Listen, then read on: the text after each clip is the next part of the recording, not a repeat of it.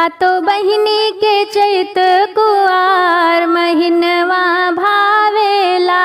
सातो बहिनी के चैत कुआर महिनवा भावेला। मोरी मैया के चैत कुआर महिनवा भावेला। 9 दिन चैतवा में 9 दिन कुआर हो। 9 दिन चैतवा में 9 दिन कुआर हो। गम गम गम के लामाई के दुआर हो। गम गम गम के लामाई के दुआर हो।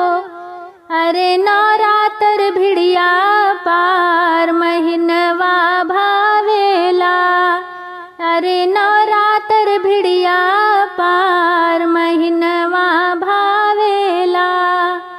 सातो बहिनी के चैत कुआर महिनवा भावेला। निमिया के पेड़वा पे धरिया दियाला। निमिया के पेड़वा पे धरिया दियाला। झूम झूम पचरा कीर्तन गवाला। झूम झूम पचरा कीर्तन गवाला। माई भर दिहलियन धन भंडार महिनवा भावेला।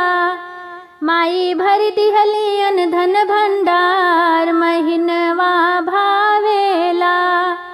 सातो बहिनी के चैत कुआर महिनवा भावेला।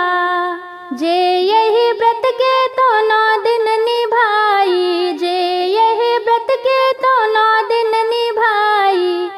सुनी गोदिया में लालन खिलाई। सुनी गोदिया में लालन खिलाई। मोरी मैया के ममता पार महिनवा भावेला। मोरी मैया के ममता पार महिनवा भावेला। सातो बहिनी के चैत कुआर महिनवा भावेला। मोरी मैया के चैत कुआर महिनवा भावेला। नव दुर्गा के चैत कुआर